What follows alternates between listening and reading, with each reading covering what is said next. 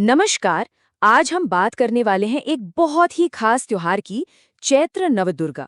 देखिए, ये सिर्फ एक त्योहार नहीं है, बल्कि ये तो 9 पवित्र रातों की एक बहुत ही गहरी, एक आध्यात्मिक यात्रा है। तो सवाल ये उठता है कि आखिर इन 9 रातों में ऐसा क्या रहस्य है? क्या खास है इनमें जो इन्हें इतना पवित्र और इतना शक्तिशाली बना देता है? और पता है, इसी सवाल का जवाब वही इस पूरे त्योहार का असली सार है। तो चलिए, सबसे पहले इसकी जड़ को समझते हैं, इसकी नींव को। देखिए, ये सिर्फ एक धार्मिक उत्सव नहीं है, इसका जुड़ाव तो खगोलीय और मौसमी घटनाओं से भी है। देखिए, नव दुर्गा का मतलब तो सीधा सा है, दुर्गा के 9 रूप। और ये त्योहार आता है चैत्र के महीने में। यही वो समय है जब वसंत ऋतु की शुरुआत होती है और हिंदू नववर्ष भी शुरू होता है।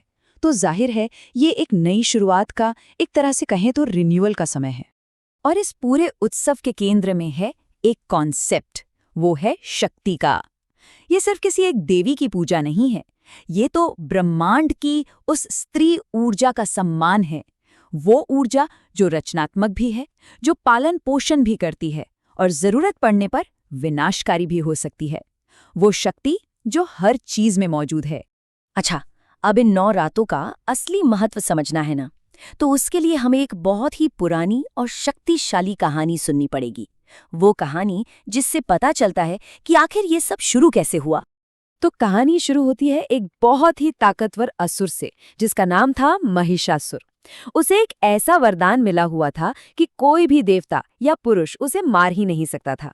अब जब इतनी शक्ति मिली तो अहंकार तो आना ही था, और इसी अहंकार में उसने तीनों लोकों में, मतलब स्वर्ग, पृथ्वी और पाताल में हाहाकार मचा दिया, पूरी तरह से अराजकता फैला दी।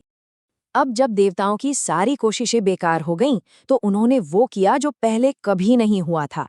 सबने अपनी अपनी दिव्य शक्तियों को, अपनी ऊर्जा को एक साथ मिला दिया, और उस इकट्ठा हुए तेज से एक महाशक्तिशाली देवी का जन्म हुआ, देवी दुर्गा। फिर उन्होंने महिषासुर से युद्ध किया और आखिरकार उसका वध करके धर्म और व्यवस्था को दोबारा स्थापित किया। और बस यही है इस त्योहार का सबसे बड़ा कनेक्शन। ये जो 9 रातें हैं ना, ये उसी महासंग्राम की याद में मनाई जाती हैं। हर एक रात बुराई पर अच्छाई की जीत का उत्सव है, अंधकार पर प्रकाश की जीत का जश्न है। तो हुआ ये कि ये युद्ध पूरे 9 दिनों तक चला था, और बस इसीलिए ये त्योहार भी 9 रातों तक मनाया जाता है। और हर रात देवी के एक खास स्वरूप को, एक खास रूप को समर्पित की जाती है। अब जो ये लिस्ट है, ये बहुत दिलचस्प है। ये सिर्फ अलग अलग नाम नहीं है, ये तो देवी के चरित्र के अलग अलग पहलू हैं, उनके अलग अलग रूप हैं। जैसे देखिए, पहले दिन पूजा होती है शैलपुत्री की, मतलब पहाड़ों की बेटी। ये उनका सौम्य प्रकृति वाला रूप है। और फिर वहीं 7वें दिन वो काल रात्रि का भयंकर रूप लेती हैं, जो हर तरह की बुराई और नेगेटिविटी का नाश कर देती हैं। तो चलिए, कहानी से आगे बढ़ते हैं और अब ये देखते हैं कि भक्त इन 9 दिनों में असल में करते क्या हैं, क्योंकि ये समय सिर्फ उत्सव का नहीं, बल्कि आत्म अनुशासन और भक्ति का भी होता है। देखिए, इन 9 दिनों में कोशिश ये होती है कि अपनी इंद्रियों पर कंट्रोल किया जाए, अपनी चेतना को शुद्ध किया जाए। इसका सबसे बड़ा जरिया है उपवास, जिसे व्रत भी कहते हैं। इसके अलावा खास पूजा होती है, मंत्रों का जाप होता है, ध्यान किया जाता है। ये सब तरीके हैं देवी से जुड़ने के। हाँ, और जो लोग व्रत रखते हैं उनके लिए जानना बहुत जरूरी है। खाना पीना बहुत सात्विक होता है, मतलब फल, दूध से बनी चीजें और कुछ खास तरह के अनाज जैसे कुट्टू या सिंघाड़ा, ये सब खा सकते हैं। लेकिन प्याज, लहसुन, गेहूं और चावल जैसे आम अनाज और नॉनवेज, इनसे पूरी तरह परहेज किया जाता है। और इसका मकसद देखिए, तन और मन दोनों की शुद्धि। तो 9 दिनों की इस साधना और इस उत्सव के बाद ये त्योहार अपने सबसे खास पड़ाव पे पहुंचता है, अपने क्लाइमैक्स पर। जो आखिरी के 2 दिन हैं, 8वां और 9वां दिन, जिन्हें हम अष्टमी और नवमी कहते हैं, वो सबसे ज्यादा शुभ माने जाते हैं।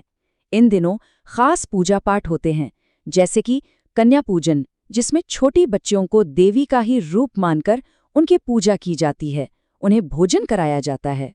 तो इस पूरी बातचीत का निचोड़ क्या है, मुद्दा क्या है? ये सिर्फ एक त्योहार नहीं है, ये इस विश्वास का जश्न है कि हालात चाहे जितने भी मुश्किल हों, जीत हमेशा धर्म की ही होती है, मतलब सही रास्ते की, नेकी की। ये एक तरह से आध्यात्मिक रिचार्ज का समय है। और आखिर में एक सवाल जो हम सबको सोचना चाहिए। आज के इस भागदौड़ वाली जिंदगी में इस पुरानी त्योहार का हमारे लिए क्या मतलब है?